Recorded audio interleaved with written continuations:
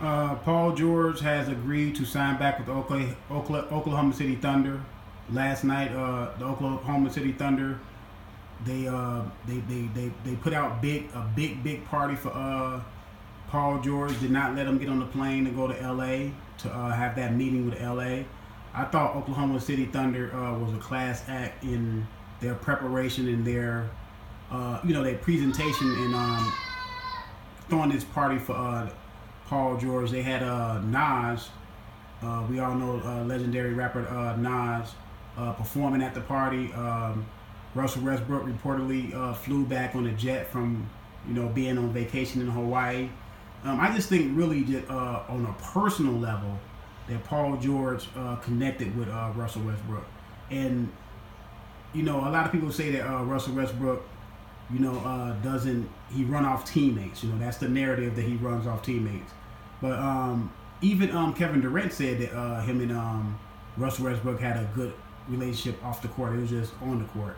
But my thing is this: Paul George, he 2 years ago he was saying that he's going to leave Indiana doing free agency. That's why Indiana was forced to trade him last year to Oklahoma City Thunder, because they thought that he wanted to go to Los Angeles, to play back home. That was his, his whole thing about leaving Indiana. But he ended up going to, he ended up signing back with Oklahoma City Thunder. But what people got to realize is when you get on a team and your team can pay you more money than a team that you really want to go to, you start, evaluating how much money you want to leave on the table. And if Paul George would have went to L.A., as much as he want to go back home, I'm pretty sure he got a house there. He could live there in the off season, but he would have left $35 million on the table.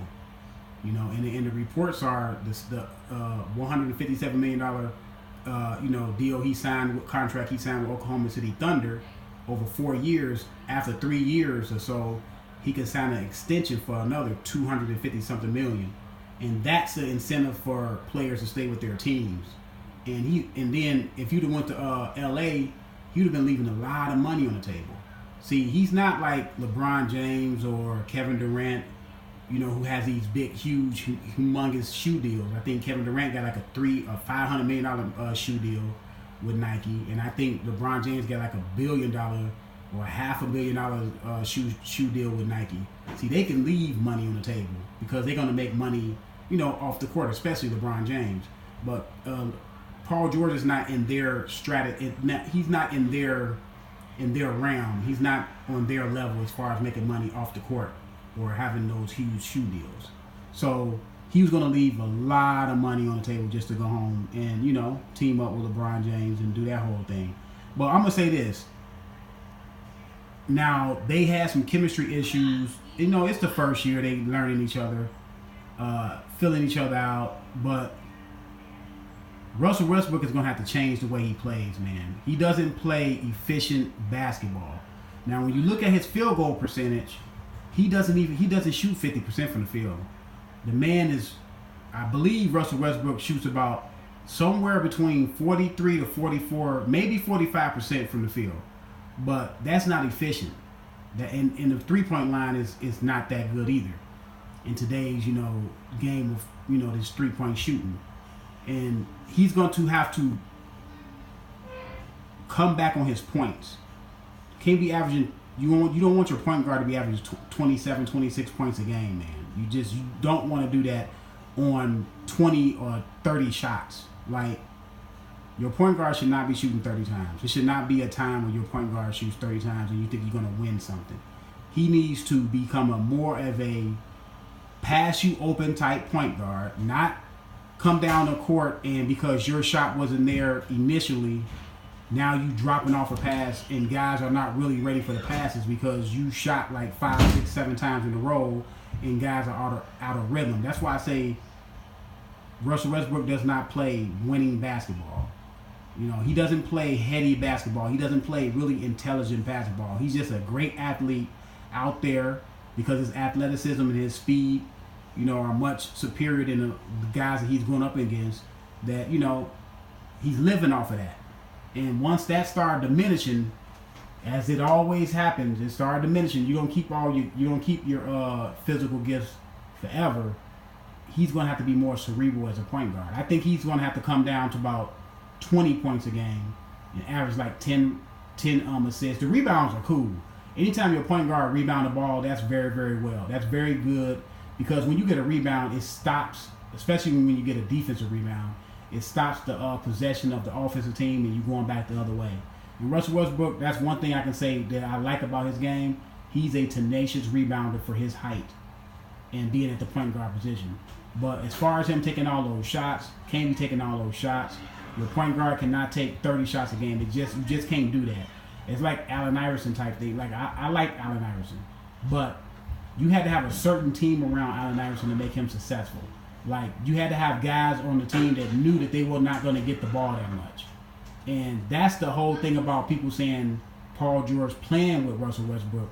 Will Paul George get the shots that he needs in the spots, in his sweet spots, and not just be an afterthought of Westbrook just passing the ball because Westbrook didn't initially have his shot? You know, it's a certain rhythm you got to play basketball with.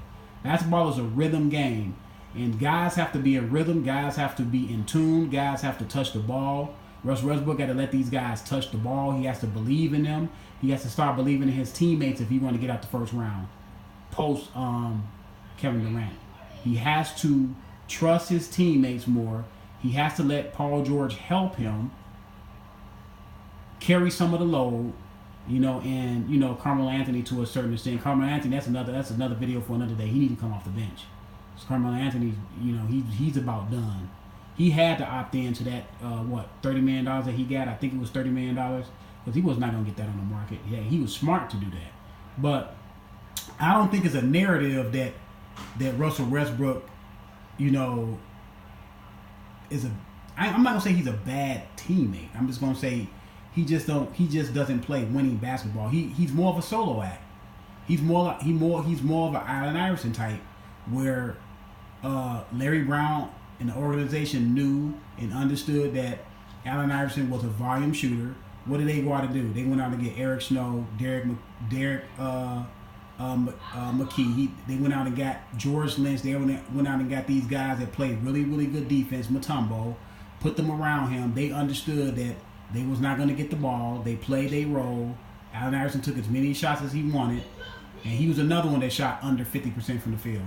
See, a lot of these guys back, you know, and then it's still some of these guys now. They try to play that Michael Jordan hero ball. Michael Jordan is, you know, I'm from Chicago, so I'm a Michael Jordan supporter, Michael Jordan, you know, guy. But they don't do it as well as Michael Jordan did it. Michael Jordan, for one, played in the system. He played in the triangle offense.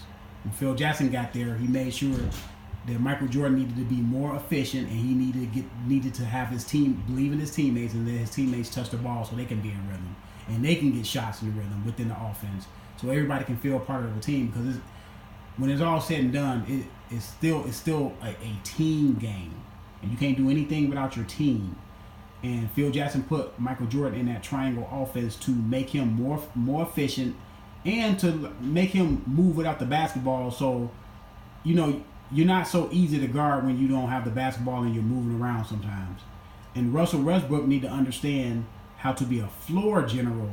He needs to take a page from Isaiah Thomas. Isaiah Thomas, his first couple years in the league, I'm talking about Isaiah Thomas from Detroit Pistons. I'm talking about the old Isaiah. I'm talking about the Hall of Fame Isaiah Thomas from Chicago.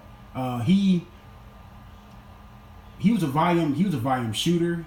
He averaged like 25, 26 points a game in his first couple of seasons. But when Chuck Daly came in, Chuck Daly told him, "Look, I'm gonna put guys around you that's gonna make the game easier. I want you to come down on your shots. You're gonna have to come down on you would come down on your points, and I want you to be more of a floor general. I want you to be a leader of this team and lead this team." That's what Russell Westbrook need to do. He need to go talk to Isaiah Thomas, point guards like that, like Magic Johnson and those guys, and understand how to run a team. You can't run the Russell Westbrook system. You have to run a team system. So hopefully Paul George, you know, he will not, you know, regret signing back with OKC Thunder, and him and Russell Westbrook had great chemistry. This second year, they should be better. They should understand what each other play out. They should understand how to play off each other and understand what each other need to get the ball. in their sweet spots. Well, that's Russell Westbrook's job to find out on how to get how to set up his teammates for better shots, because Russell Westbrook can get his shot anytime he wants. So he has to set up his team, and we'll see. Hopefully the Oklahoma City Thunder fan base, can have some success going forward. But let me know what y'all thought about Paul George signing back with OKC Thunder.